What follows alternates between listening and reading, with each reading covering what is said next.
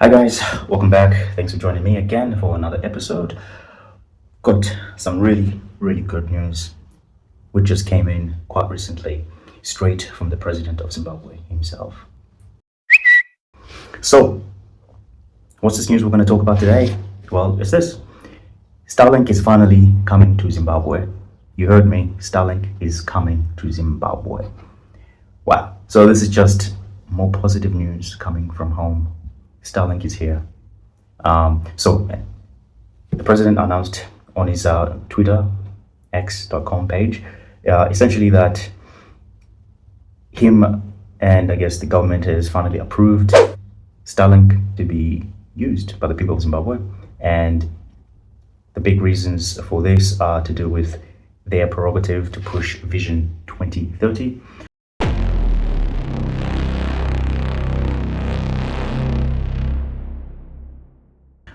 Which is the agenda of making Zimbabwe a middle to upper middle class society by that point in time. So all of this, it has been spearheaded by obviously the ruling party, and essentially them trying to change the living standards of the people of Zimbabwe, and as well as rebranding.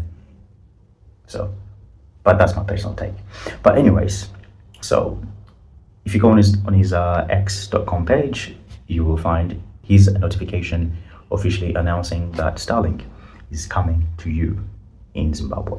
So it says, and I quote, "In this vein, I am pleased to announce that I have approved the licensing of Starlink by Portraz to provide advanced internet and related digital services in Zimbabwe through its sole and exclusive local partner, IMC Communications Private Limited. Starlink is a blah blah blah blah blah." So yeah, this is amazing news, straight from Zimbabwe. Happened just a day ago. Tell me what you think about that. The only weird things about this announcement is the fact that Starlink, on previous publications online, they have stated multiple times that they prefer to work directly with the consumer of their product and not via some middleman. So I'm really curious as to know what exactly happened behind closed doors, what happened for them to have been pinned down and made to partner with this company called IMC Communications.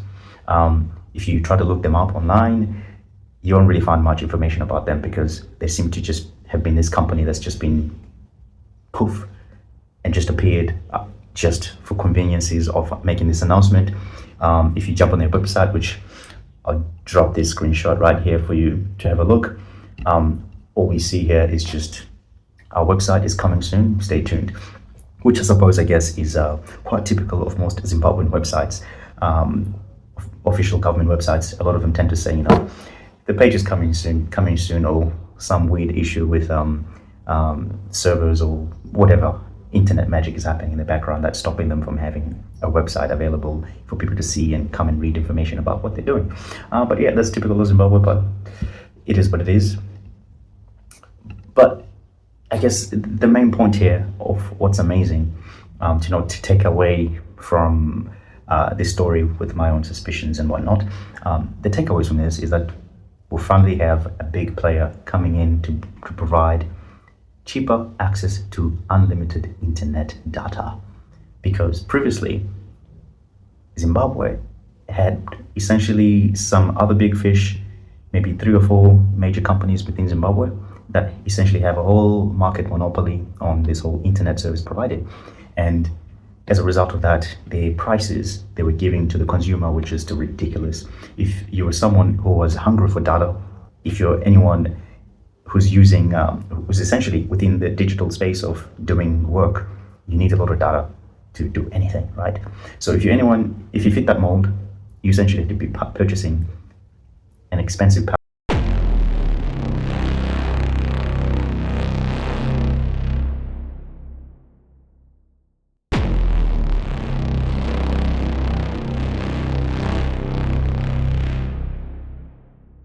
package from any of these other providers. The typical data packages ranging from like above $100 per month to even higher, to the thousands per month if you wanted to access, for example, like unlimited internet data, right? Which is just the most stupidest thing I've ever heard. Because if you compare that to what's happening in other countries around the world, to get unlimited access to internet, you pay less than $100 US dollars to have that. And in Zimbabwe, that had not been the case. And people were crying out, wanting cheaper access to internet, because we all know what comes with internet: information, and liberation of self. You can go and learn a new skill and apply that skill and hopefully start whatever entrepreneurial business you want to do and go and thrive. So this is amazing. Starlink is projected to come to Zimbabwe. Well, Starlink has been approved. It's coming to Zimbabwe. I jumped on their website to see if Starlink has changed their map. Have a look at this map, and they've changed their map, availability map, saying that they're projected to start operating in Zimbabwe in the third quarter of this year, 2024. So I'm really excited for everyone in Zimbabwe, because this is a game changer.